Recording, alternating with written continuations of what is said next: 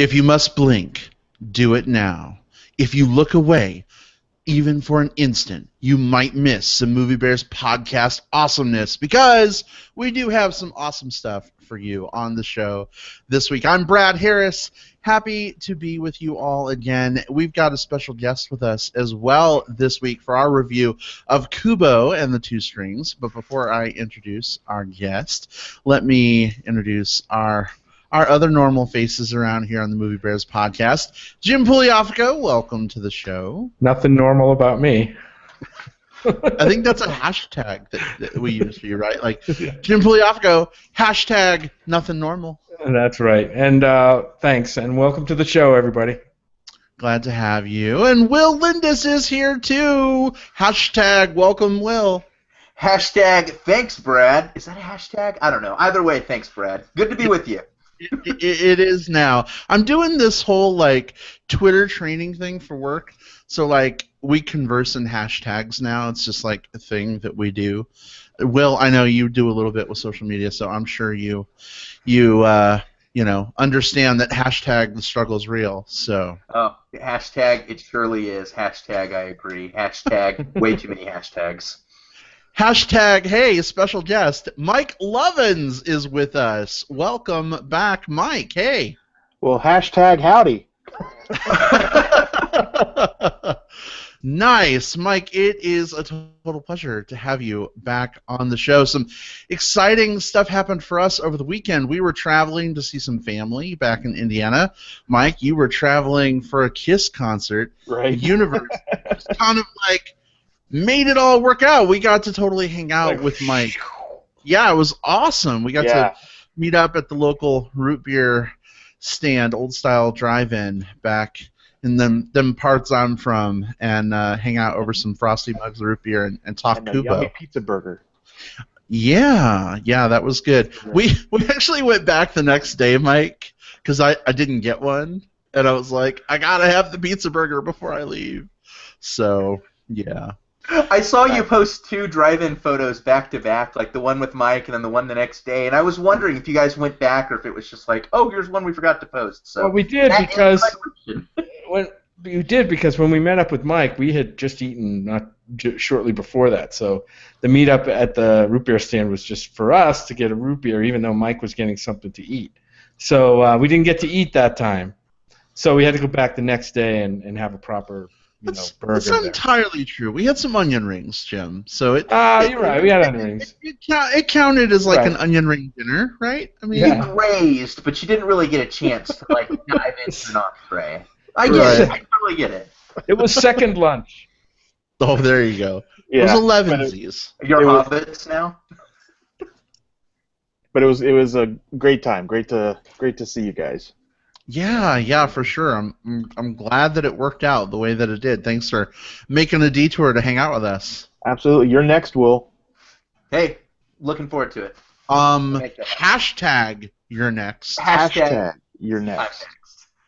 We just had like 2 people drop off the live feed. I think they're over the hashtag. I mean, to be fair, like, I think we were over hashtags in like 2013 as a people, right? I think so. That was back in the day when like Facebook didn't use hashtags, and like there was that picture of like Gandalf with a hashtag atop his staff, and it was like, "You have no power here. You shall not hash." Right? Oh goodness. Well, hey, we do have a movie to discuss this week, and I heard our Cat Poe very excited about Kubo and the Two Strings. Oh goodness. Hey, did either of you guys listen? Not Jim, because you edited the show, but Will, did you listen to the stinger at the end of last week's episode? No, I'm really bad at listening to the stingers. I listen in the car, so I always get to like the 40-minute mark when I reach wherever I'm at and then start my next podcast. So I'm really bad at stinger. Oh man, I tell you what, there's like a whole hidden world of Movie Bears podcast fun. We don't do a stinger every time. Jim doesn't do it for every episode, but there's some fun stuff that makes it into that stinger. So I'll leave it at that. I don't want to spoil anybody. There you go. You can revisit anytime, Mike, because those stingers are worth a second pass. Anyway, hey, so before we get to Kubo and the Two Strings, let's catch up with a little bit of Hollywood goings on. What do you guys think? Are we down? Mm-hmm. Are we Otherwise known as? Are we down to movie news clown? Well, I think we are, and I'm glad we didn't hashtag that. I think that was the appropriate segue. I resisted the urge, like too much of a good thing is Hashtag DTMNC. Right? No. And we're hashtagging again. Anyway, people are gonna think we're like millennials, you guys. Like, no, we're. If I know anything about the upcoming season of Survivor, we officially fall in the Gen X category. Right? We do. We do. That's a different show. All right. Well, let's spend a little time dishing up some movie news.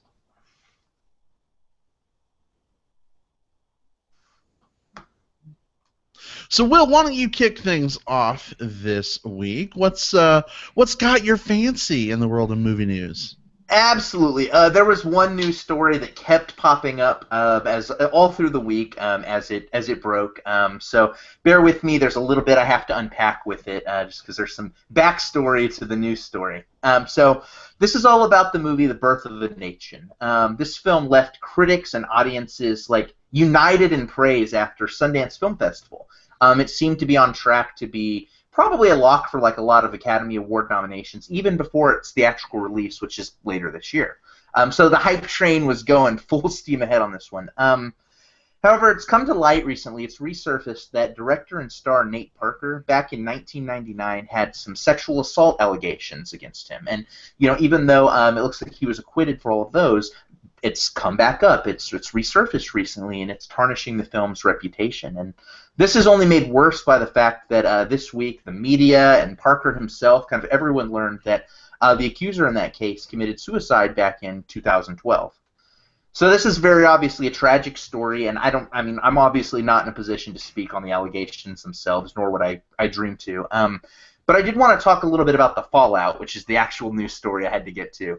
A lot of Academy voters this week have been expressing concerns over whether they even want to see this film or whether they want to consider it. And I think the discussion for me and the question I have for you guys is, it brings back that same story that we've had with Roman Polanski or Woody Allen. How do you separate the art from the artist? So, I don't necessarily have an answer to that. I don't know that any of us here necessarily has one, but thought it'd be an interesting conversation. Yeah, I saw a little bit about this story, and boy, I don't know what to think yet. Of course, we haven't seen Birth of a Nation, and that, seeing the movie and the quality of the movie, I tend to separate that out from the director. I mean, certainly if we go back in history, you mentioned a couple, Will. There's been troubled directors, there's been troubled artists that have appeared in movies. That typically doesn't stop us necessarily from watching movies.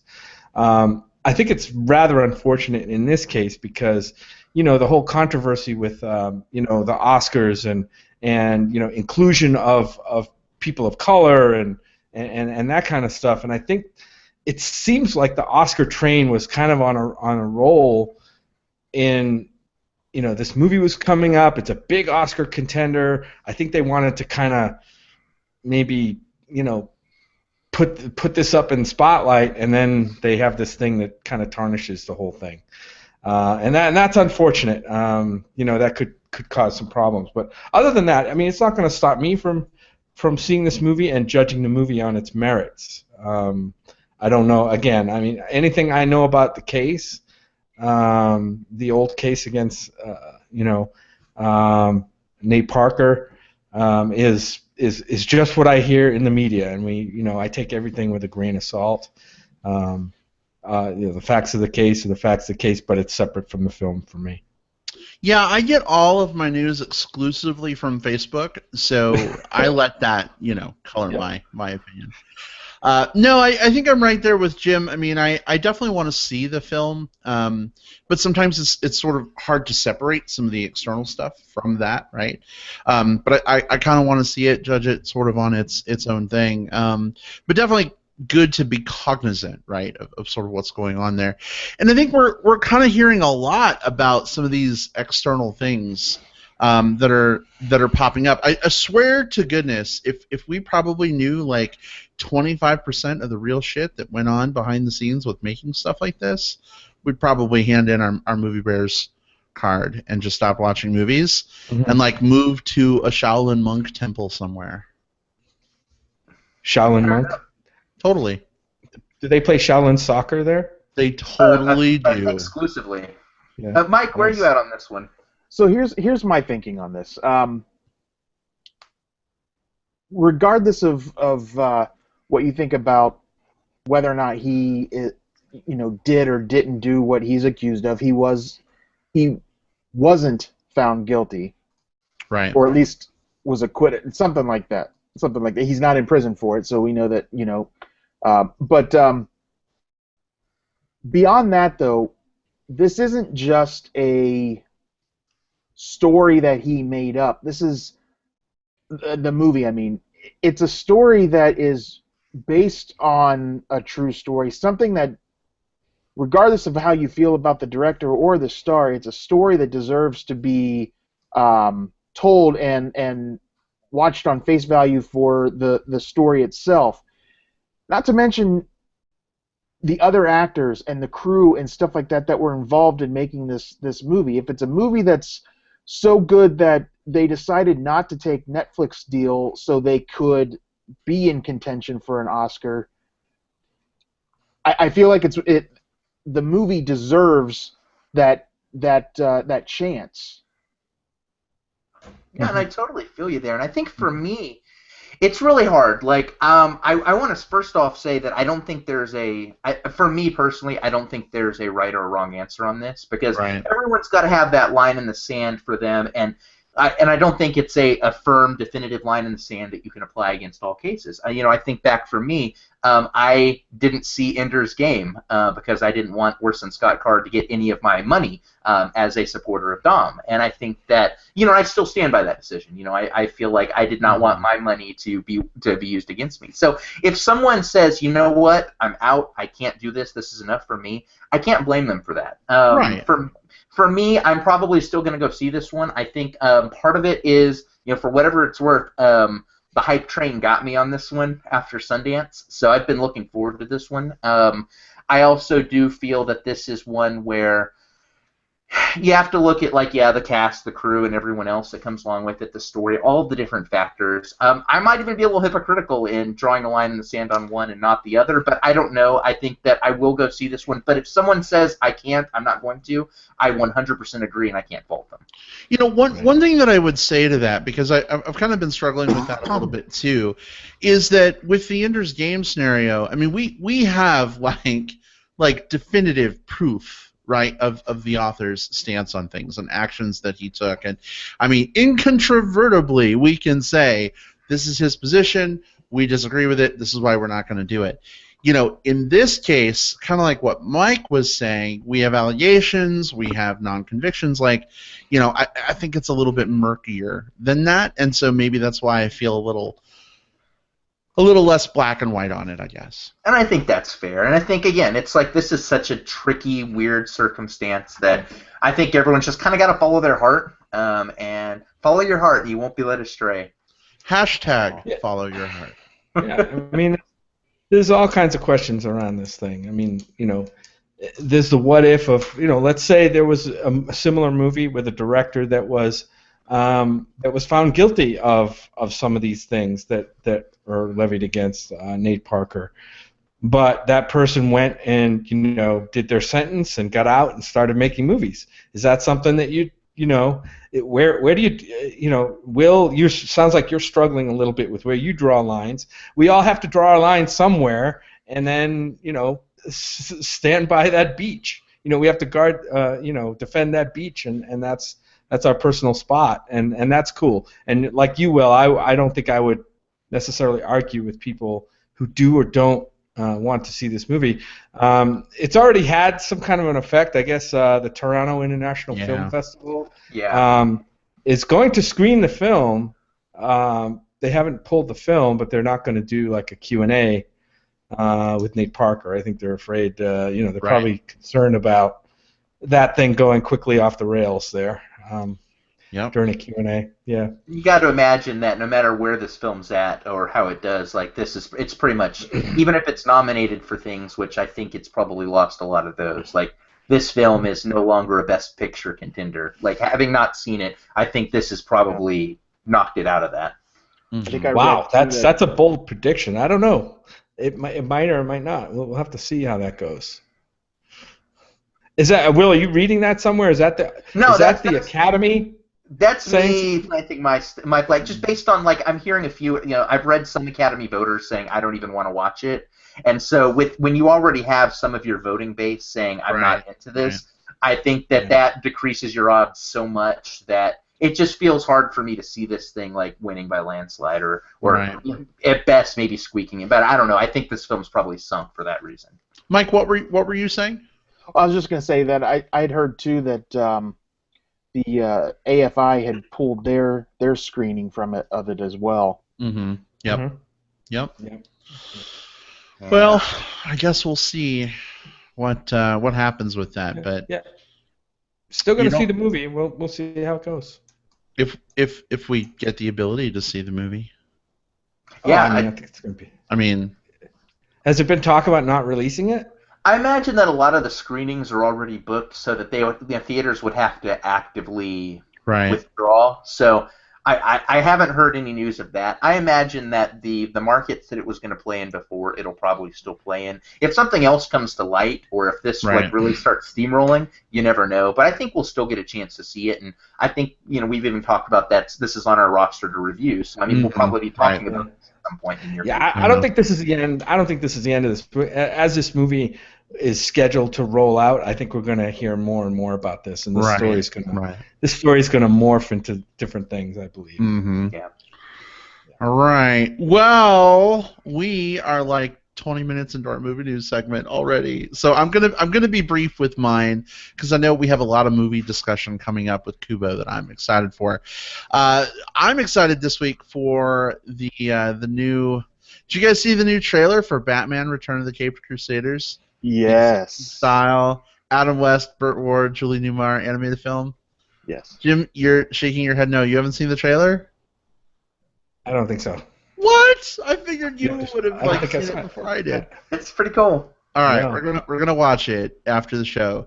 But I obviously I was born in the '80s, so I kind of missed the original run of the Adam West Batman series. But growing up, I had a lot of those episodes like on tape, and later when we got cable TV, they were like constantly airing them. So I was a huge fan of that, like bam, pow, crack Batman series, and I'm exactly. I'm so jazzed that Adam West and Burt Ward and Julie Newmar are coming back to reprise their roles as Batman, Robin, Catwoman. We've got the old style like Penguin in the trailer doing his whole like laughy thing. I don't know. I think it looks fun. Obviously, it's very different than like Batman: The Killing Joke, right? Which just came out not too long ago. Different show. Obviously, it's more of a retro comedy throwback. But I loved seeing the old school Batmobile in the trailer, the old school music. I won't say a lot more because I don't want to spoil your experience, Jim. But I'm super pumped for this film. How about you guys, Mike? Oh, I'm very excited about this. I loved that show as a kid, and I still have some Batmobile collectible, from that '60s style Batmobile, and that's probably one of my favorite Batmobiles in general. So I'm excited to see it in action again, even if animated. But it's great that we still have Burt Ward and Adam West around, and Julie Newmar, of course, but specifically those two around to be able to do this with so many older celebrities passing away. But so very looking forward to it. Awesome. Yeah. Yeah, go for it. Silly. It looks silly in the best way possible. I'm looking forward to it as well. I remember I didn't grow up on those per se, like in that I saw them. I saw them when I was a kid, but I didn't see them when they were originally airing. But I love that series. I love that version of Batman. He's goofy and he's weird, and it kind of works, especially in the context of its time. But everything in this trailer felt like a really fun throwback. Like they got what made the original series so fun. That's all I need. I need to know that the creators get it. I feel like they do here. I'll be watching this. Indeed. Well, it comes out on VOD on October 11th, and then on Blu-ray and DVD on November 1st. So we've got a little bit of a wait, unfortunately, but hopefully it'll be here sooner than it seems it's going to be. Jim, what have you got this week? So earlier this week, apparently the folks over at BBC, of all the media conglomerates that we think listen to the Movie Bears podcast, the BBC guys must have heard our episode 194 for the top movies of the 21st century and totally ripped off our idea and put out their top 100 movies of the 21st century. And film Twitter and the blogs were all afire about this list because what they did is they asked 177 film critics around the world to list their 10 favorite movies of the century so far. And when they got all those inputs back, they analyzed them and ranked them based on how many votes they got or how many critics put them on their list and where they put them on the list. And they came up with this list of 100 of the best, the 100 best films of the 21st century according to a wide polling of critics. And there's obviously there's some amazing films on there. A lot of the same films that we talked about on our list are on that list. We have we have No Country for Old Men. We have Zodiac, of course, is mentioned in here in the top 20. Boyhood is on here. There's movies on here like Lost in Translation we talked about. Cache. So I'm not going to go through the whole list. It's all over the internet. All you need to do is Google BBC. I'll put a link in the show notes as well. But BBC Top 100 Films, and it's quite a list. Will, I know you've probably seen it. Brad, I don't know if you have. Not yet. No. I'm not going to say it's controversial or anything because I think it's a pretty wide-spanning list of films. Does anybody want to guess? Will, you're I don't know if you guys have seen it. Do you know what the top film of the 21st century is? I have seen it, so I can't guess. Right. I haven't seen it. It's a we mentioned it. One of us mentioned it on the show, on our show. I don't know. We'll have to find out. Yeah. I don't know. You can spoil it. I'm going to spoil it. It's Mulholland Drive. David Lynch's movie. Okay. Oh, wow. That was my pick. So, that was my pick for my it was your one. pick. So I saw that. I was like, yes! And then I scrolled up and it's like, I haven't seen that one for numbers. I haven't seen number 8. I was like, yeah. You need to watch this. That one's, by the way, that one's hard to find. So, is it? Since you now have a favorite video store, DVD store, you might want to check there first because it's not available anywhere else. Hey, at the very least, this list is very good for going through and seeing a movie that rates high on this list and say, oh my God, I haven't seen that movie. I want to go watch it. I think that's the value of this kind of list. I was so pleased to see a movie. Brad, I don't know if you remember watching this with me, a movie called A Separation. It was totally. Iranian film. That's number 9 on this list. Wow. So very high. Very high. So, yeah, go out and check it out. BBC Top 100 Films of the 21st Century. Hit up that link in the show notes if you are listening on digital tape delay. Otherwise, if you're listening live, just Google it and you'll find it. I'm sure. After the show. After the show. Because, you know what? We want your attention focused on the here and now. Exactly. Give us all the focus. Hey, speaking of getting some focus, Mike, it's your turn. All right. So, something that I saw just today, actually. Have you guys heard that that DC Warner Brothers is wanting to do a Justice League Dark movie? And that Yeah, so originally, Del Toro was supposed to direct this movie. But now he's still going to be producing, but Warner Brothers is going ahead with this movie, and Doug Liman, who was supposed to be directing Gambit for Fox, has left that project, and he's set now to direct the Justice League Dark movie. I guess, though, in an attempt to not confuse moviegoers, they're going to be calling the movie Dark Universe. Interesting. I'm already confused. Well, I think to keep so it doesn't so people aren't hearing, oh, Justice League, this is Justice League. What the hell is this big green swamp creature thing? So, but yeah, so I'm really looking forward to it. I actually liked the Keanu Reeves Constantine movie, and the Swamp Thing movie from the early '80s. So I'm looking forward to seeing how this movie comes about. Yeah, I'm so right real there quick, with you. Justice League Dark. I'm going to assume that Justice League Dark is a different set of superheroes. It's not quite calling themselves another Justice League.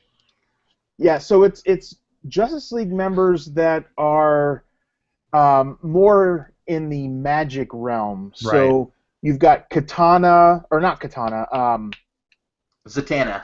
Zatanna, thank you. And Swamp Thing and Constantine. But who else was in there? So Deadman, Shade, the Changing Man. Some crazy characters, none of which are Batman. So I can Batman, see why, Superman, or Wonder Woman.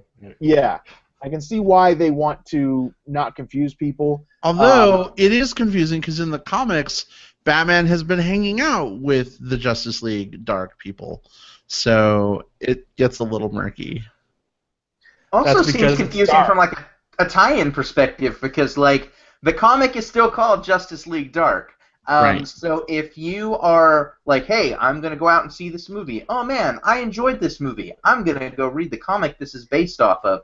Like, I can see myself, like, if I didn't know the connection, like, having a hard time finding it on the shelves. So that's the thing. Kind of ironic that then the same guy directing it is the director of Live, Die, Repeat, whatever you want to call it, Edge of Tomorrow. Yeah. Oblivion, something, whatever. No, Oblivion was a different movie. But what was the original? The book was called like All You Need Is Kill or something like that. Right. I hate that name. I hate All You Need. I mean, I liked it. Became Edge of Tomorrow, and then Live, Die, Repeat. And now it's like the movie that we always have to say. It's the one that didn't change names. Right. They complicated it. Did it officially change to Live, Die, Repeat, or is it just the tagline on the poster? If you look at it like Blu-ray release.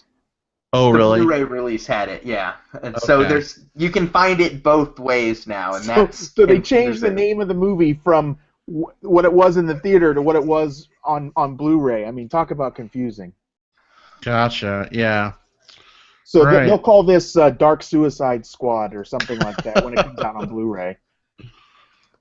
Oh, wow. Oh, my God. Yeah, but I'm looking forward to it. I mean, Doug Liman, I liked what he did with Edge of Tomorrow. I thought that was a better movie than I was expecting. And when it comes to DC Comics, I know a lot of people are like, I'm a Superman guy, I'm a Batman guy. I'm kind of more along, I like the kind of the weird little teams. So I've read a lot of like Swamp Thing and Deadman and Etrigan the Demon. Like, I like those characters quite a bit. So I'll be interested in seeing them. I've not had a good personal track record with DC lately, but I'm willing to kind of step back up to the plate again and again until they give me something that does suit me. So fingers crossed.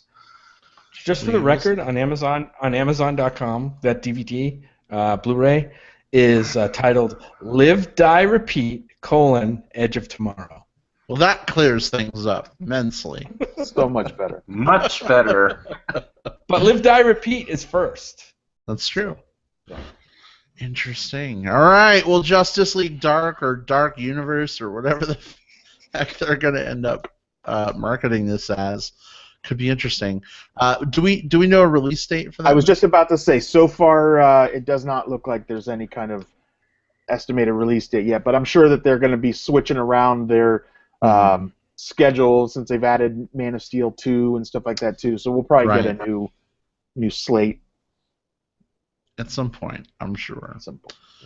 All right. Well, speaking of a new slate, are we ready to wipe the slate clean of movie news and set the stage for some Kubo discussion? Wipe. Let's do it. I need like a rag or something that can simulate like wiping the screen with. All right, there we go. That sounded like a seal, actually. Is there a seal in the room? A seal erasing a dry erase board. I cannot confirm nor deny the allegations that there's a seal in my room. We were talking about Batman. Maybe it's an otter. It's natural for seal. Yeah. Oh, Mike. Right. Yeah. Maybe it's an otter. Good call. In our community, you never know when an otter might pop up.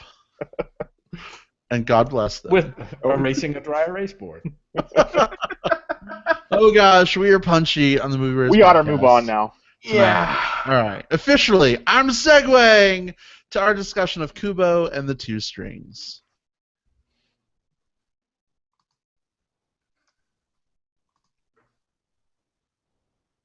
Kubo. Kubo. Come on, we're supposed to do it in All right. tandem. 1, 2, 3. Kubo. Okay, Yeah, that's nightmare fuel, you guys. Poor little Kubo's like trying to run, and he's got like the four of us trudging after him with like their sticks. He'd outrun us, don't worry. He would easily outrun us. It's like, Kubo, you don't even need your magic guitar. Kubo. Look at. Oh, we're gonna get you, Kubo. After I've had my mocha frappe, Kubo, then it's back on. Okay, are we good? An emotionally distraught 9-year-old with one eye. Who just kicked the shit out of all of us. That's probably true to real life, actually.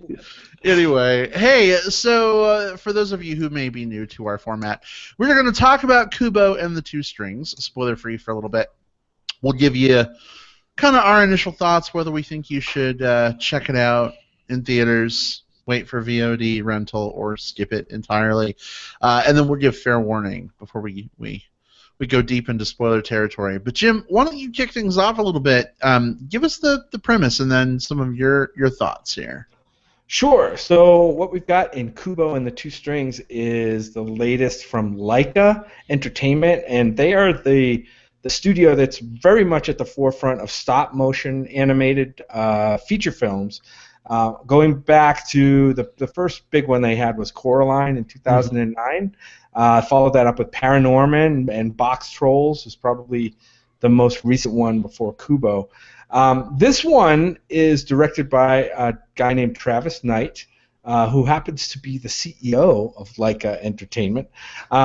And he's also, by the way, the son of Nike co-founder and chairman Phil Knight. So there's What? Yeah. So so there's no shortage of Christmas presents around the tree from the holidays with that family. Between sneakers and DVDs, you got it covered. So what we have also in this movie is a great cast to voice the characters in this movie. Some very recognizable names, even if you didn't necessarily recognize some of the voices. Some of them are very much recognizable. We've got, of course, Matthew McConaughey plays the Beetle in this movie. We got Charlize Theron plays the monkey. And I don't want to give away too much by some of these character names, but Ray Fiennes is the Moon King. George Takei, you'll find George Takei in this one. And the voice that I really loved seeing coming into this movie was Brenda Vaccaro as Cameo, one of the villagers in this movie, and we'll talk about that a little bit later. Let me give you a little bit rundown of the movie without spoiling too much, I hope. Young Kubo's peaceful existence comes crashing down when he accidentally summons a vengeful spirit from the past.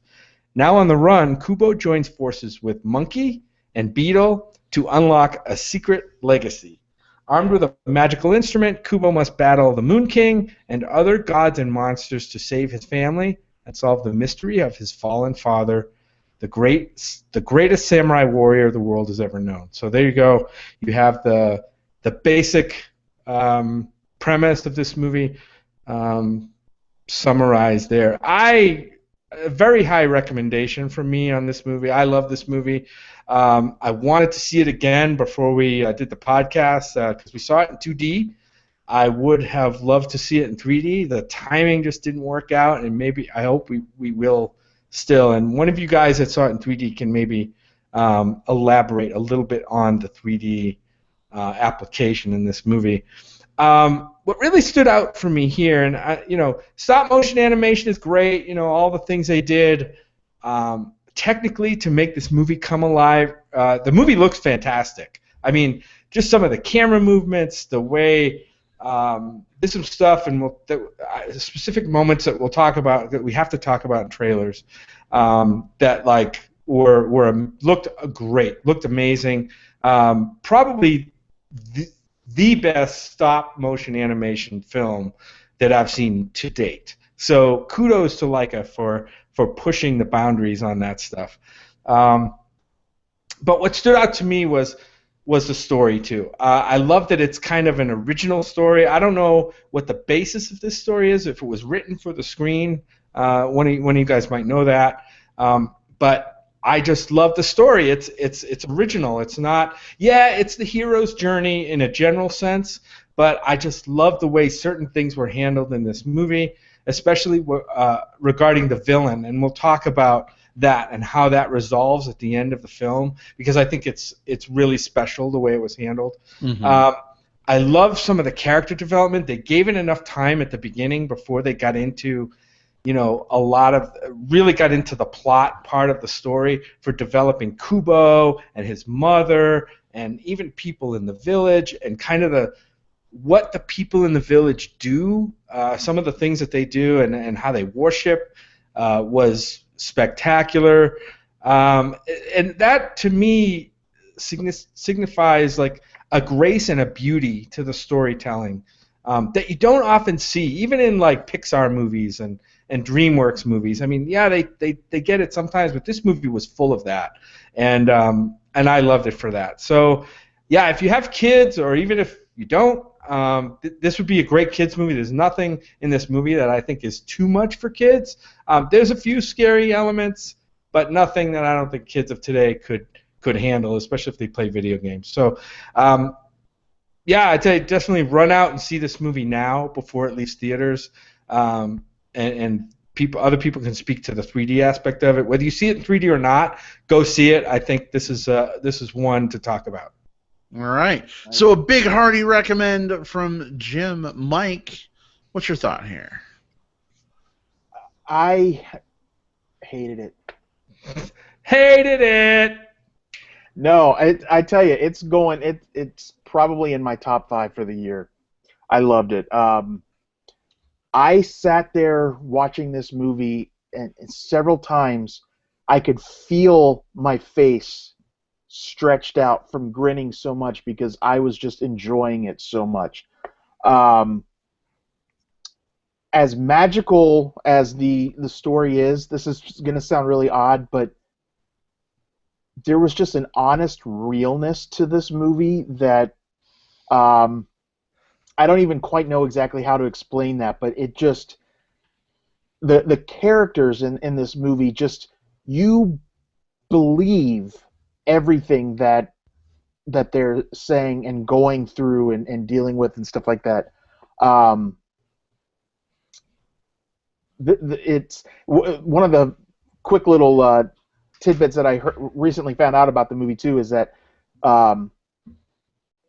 it is on record as being the longest stop-motion animation movie and it beat out the last longest one, Coraline, by 1 minute.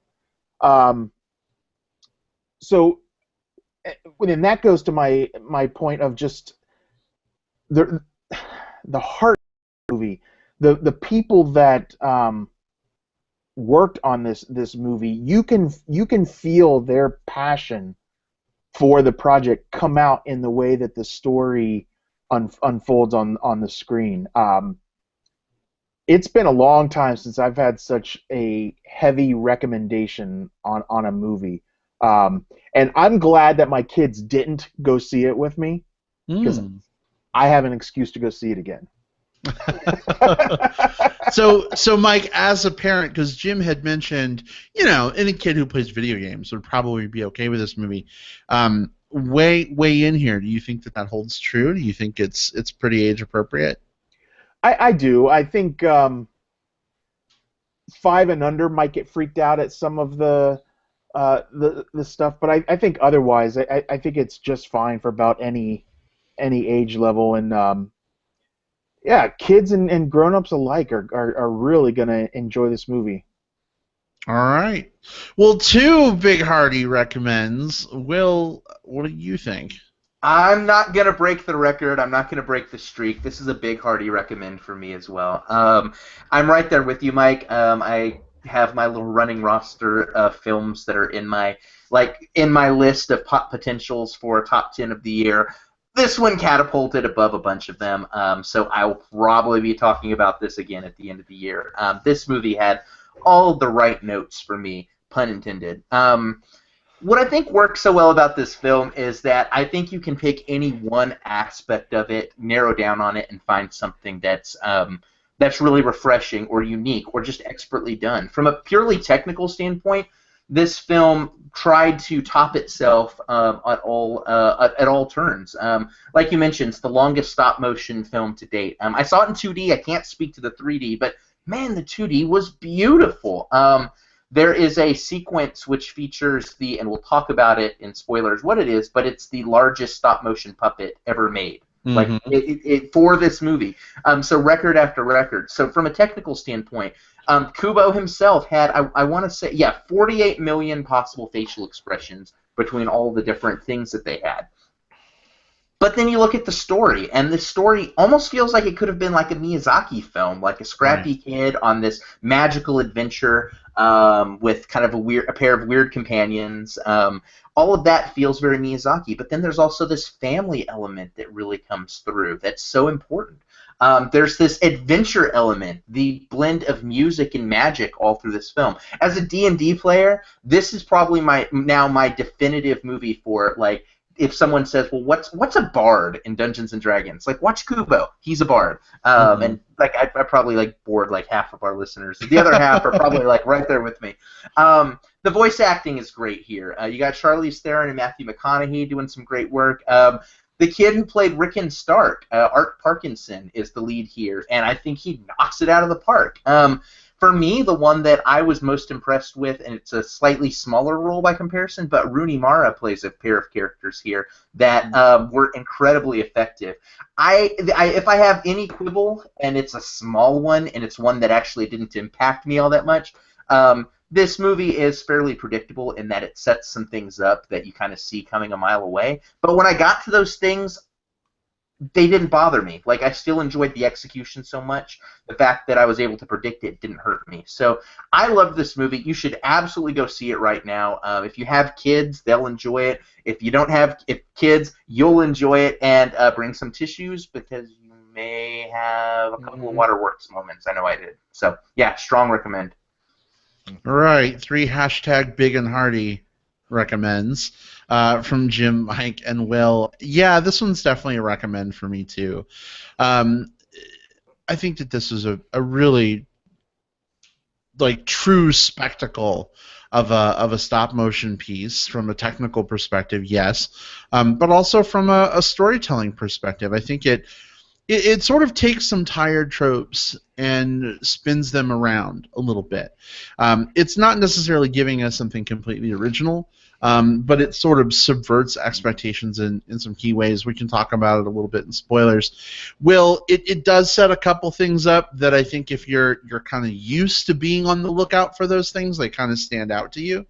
But I know that like we saw this with my sister, for instance, and that wasn't something she necessarily picked out. We've talked to some people since, and they didn't pick those same things out, so they were a total surprise at the end. So, yeah, there's kind of that element to it, but I think that, by and large, for the people who are seeing this movie, I think that it works. I think it's very unfortunate that this movie has not done well comparatively in the box office. I think it was number 4 this weekend, right?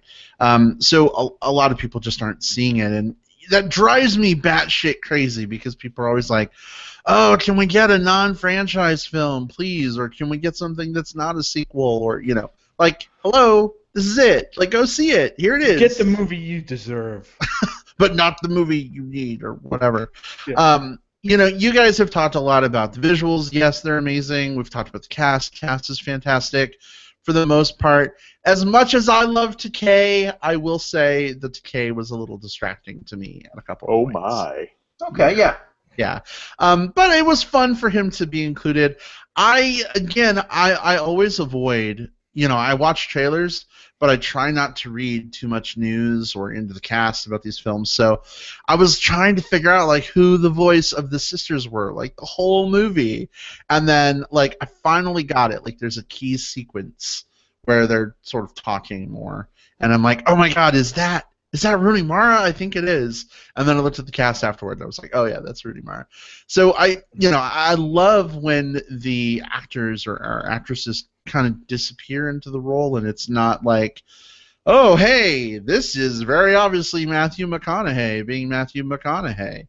I think that it, even with him, I kind of got out of that all right mindset that I had going in, and it wasn't, oh, it's Matthew McConaughey and like a Beetle guy, computer mesh or something, or stop motion character. It was more just like, oh, it's this character. So I think the cast did a great job. I want to talk a little bit about the soundtrack, because that's something, the score, we haven't really discussed a lot so far before we go into spoilers.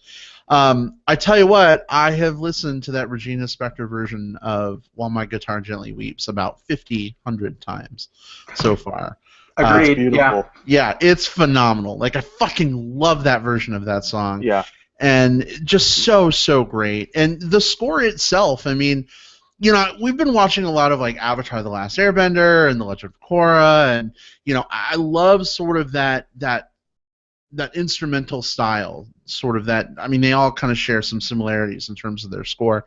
And so, like even on the plane today, we were coming back from Indiana, and I was listening to that soundtrack, and I caught myself just smiling at several points because it just so much evokes certain, moments. Kubo and his mom, or Kubo and Monkey, or Kubo and Beetle, and I don't know. I think it's one of the better scores to come out, especially this year. Will, I know you and I kind of had a split of opinion with Pete's Dragon score. Jim, I think you were going back and listening to the Pete's Dragon score last week, right? And you've kind of come around a little bit, maybe on that. But this is one that I bought instantly after we saw the movie, and I have just been listening to a lot. So, yeah. And I agree, Brad. Like, I think this is like, if I look at the whole soundtrack, I think this is way stronger than Pete's Dragon, especially when I think about the score pieces. For me, I was thinking more of just like the folk songs themselves, how they worked in that. Right. Yeah, this is right up there with, like, in terms of like best soundtracks of the year. I would put probably this and Swiss Army Man probably at the top of the list for me. Both of which I think were just so soundtracks that were not only good within the confines of the movie, but also like are immensely memorable things that I go back and think about, like not just the scene or not just the animation or not just the acting, but I go back and think about that song, and that's that's powerful. So yeah, right there with you. This is great. I mean, it's no secret I kind of love music. And that's always been one of my favorite George Harrison / Beatles songs, and I always get a little nervous when people cover such iconic songs like that. But you're right, it's beautiful. It's so well done, and I went back and watched the trailer for the movie today just to kind of catch some reminders or whatever, and I caught then that they have kind of an instrumental score version of the song in the trailer. It's definitely prominent in the trailer, and remembering it from the trailer, I'm watching the movie. We didn't really get it in the movie until the credits. Right. So, and then we got the one with the vocal as well, and not the same instrumental version. So I imagine on the score soundtrack there'll be that instrumental version somewhere. So I'm anxious to hear that. I just read that they're going to be releasing the soundtrack on a 2-record LP. So I'm waiting for the vinyl version. But are we going to get a review of the vinyl when that comes out? Because I just might have to do that. I might have to do that. Yeah. Nice. Hashtag vinyl version. Yes. VV. It's vinyl version good. Jim, you are taking notes on all of the hashtags, so you can include them. Oh my God, right? I'm gonna have Poor Jim. He's going to be editing tomorrow night till like 4 o'clock in the morning. You guys are going to have to feed them to me after the show. Oh goodness. Well, guys, how do we feel about taking the last 15, 20 minutes or so and devoting it to spoilers? Are we good with that? Very good. Are we ready? All right. All right. So this is your warning. This is your chance to look away because we are going to have some spoilers coming at you. If you're listening rather than watching on YouTube, you probably want to fast forward away, whatever. Use the handy dandy show index in the notes. Skip ahead to plugs. If you're listening live, step away, come back, up to you. But spoilers for Kubo and the Two Strings are officially fair game. So where do we want to start with this one? I'll start. I want to start at the end, which I thought was amazing how they, in a lot of movies it's like defeat the villain, okay? And in this movie it kind of was going that way too, right? We gotta go and we gotta defeat this villain, right? And it's what is it called? The Moon King? The Moon King, right? Yeah. We got to defeat the evil Moon King. And but at the end, they kind of flip that around, and he's not necessarily just defeating a villain, right? He's saving his family, right? He's saving his... and this is the emotional heart of the film, right? Where he's actually saving the villain and bringing him back into the fold and into the family and into the community. And it was really touching how... the whole community, the whole village or whatever, like embraced this lost soul at the end of the movie.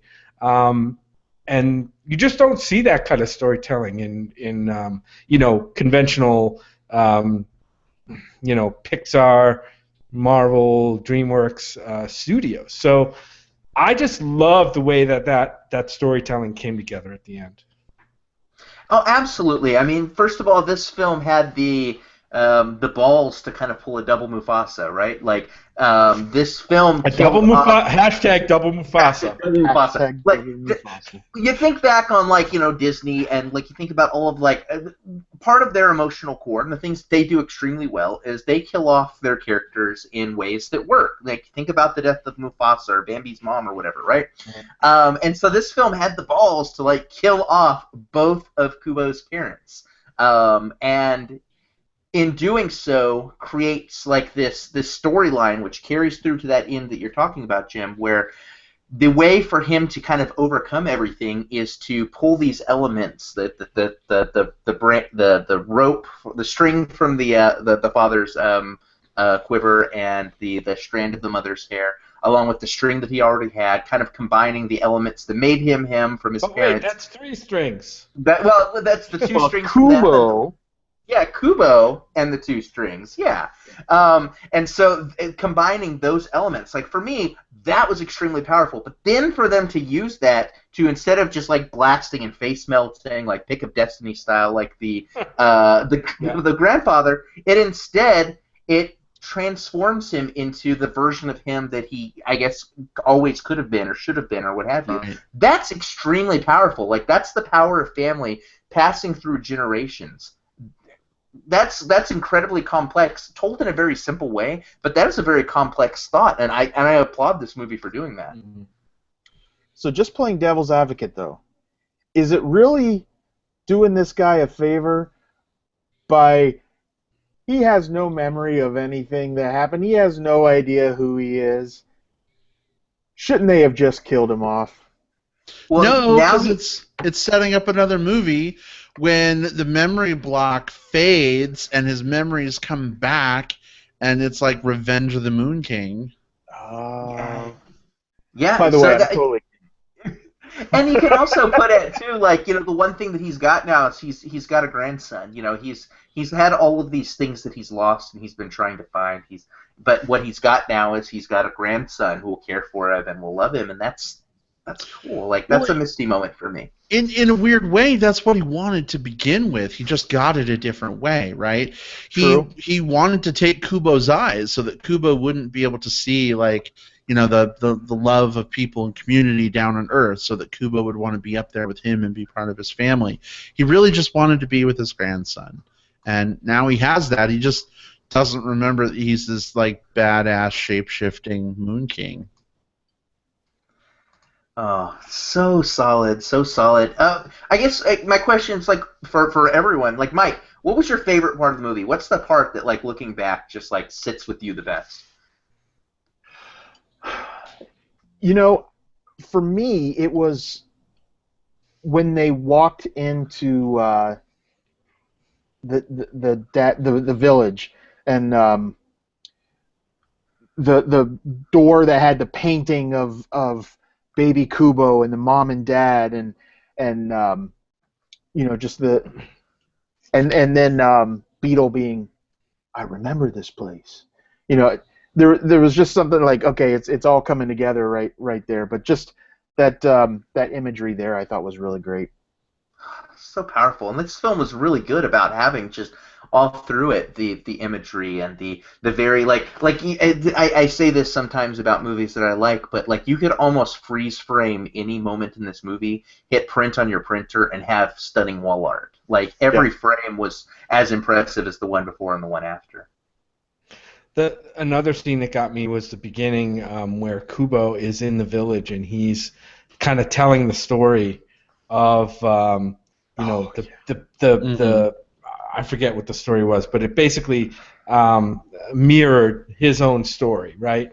And he gets to the part, and the origami creatures are coming alive, and they're kind of running out at the screen. And I assumed at 3D, that's going to be really spectacular, right? Because they're going to have these origami things like flying out at the audience. And he's Kubo himself is kind of a master storyteller, right? And he's spinning his yarn, and he's got everybody kind of mesmerized by this story. And then, being the bell starts tolling, right? He has to be home to take care, to be home in time for his mom or whatever. And he can't finish. Yeah, and he can't finish the story. That whole sequence I thought was spectacular. Yeah, there's so many great sequences in this film. I mean, it's hard to pick just like one moment.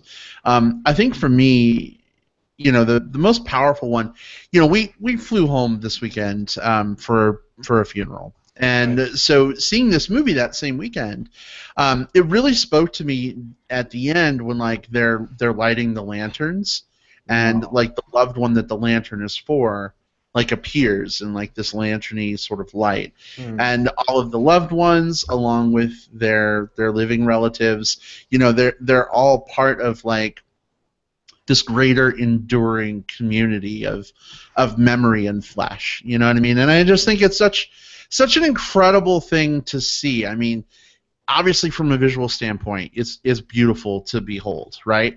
And I'm thinking, like, is this like a blend of CGI and stop motion? Yes, obviously it's got to be to some degree, right? But I just think, like, there's just such a cool emotional message to that that's not like hammered home to the point of like it feeling like you're beating a dead horse. Like, it's just kind of like a subtle, like, hey, here it is. You kind of decipher it. You feel it on your own. You see it and feel it. Right. And it's paid off because we have a scene earlier in the film where Kubo wants to have that connection to his father, who he thinks is deceased at the time, and where he sees everyone else with this connection with. Really, everyone else has this connection to their loss and their grief, and he hasn't sorted through that. He hasn't figured it out. He hasn't gotten that connection. So when he does the first paper lantern thing, it doesn't work for him. And so when it pays off there at the end, it would have been beautiful if it had just paid off at the end. It's even better because we have that set up early on to let us know kind of what the stakes are when that does happen, when that moment does happen, and his parents show up, and all of the lanterns go, and everything swirls around. That's an emotional core. That's what movies need to do more of, is set something up and then just knock all those pins down expertly. And knock them down without making it obvious that, like, that's what they're trying to do or make you feel. Right, yeah. So good. So I was going to bring up that exact scene, Will, about when you were talking about there are some things that were kind of predictable. When his lantern didn't go off, I thought his dad's not dead. Yeah.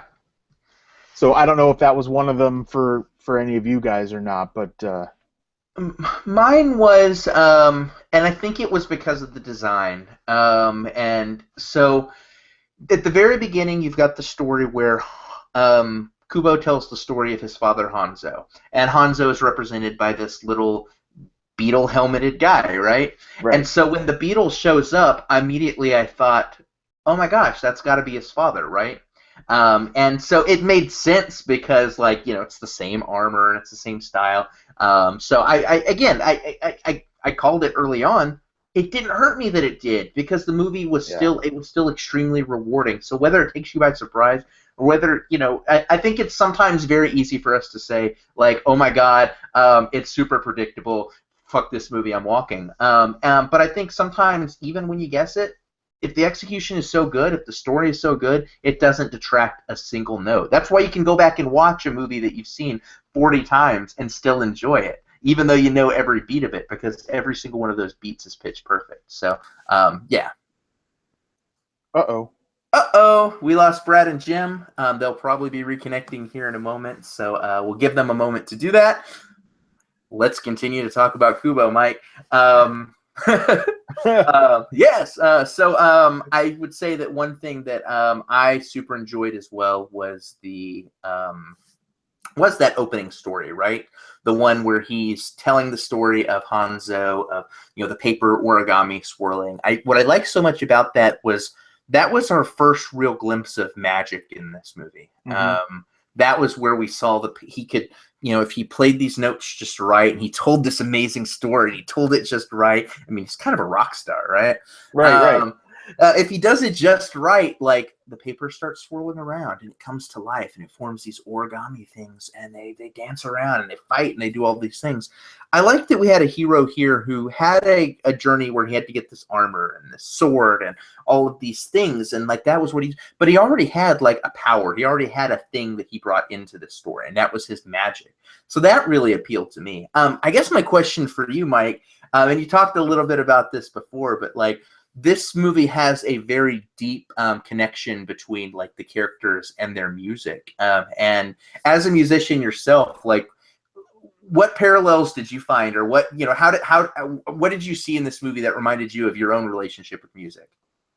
Well, it's just you know, so his mother, you see in the beginning of the movie, played that guitar instrument before he had it. So there's that bond that they have with whether or not, you know, she passed the knowledge of that down to him or whatever. But my dad was a musician too, So there's that same kind of dynamic there where, I learned some of my musical interests and stuff like that from him, and so I kind of grasped onto that. So what you're telling me is somewhere in your house there is a shamisen. I think it's called a shamisen, right? The 3-string guitar made with a strand of your father's hair. I cannot confirm nor deny that that I have that. Let's talk through a little bit of the voice cast here, because I think that we hit on a few of them in the pre-spoiler section, but I don't know that we've had a chance to really deep dive in them.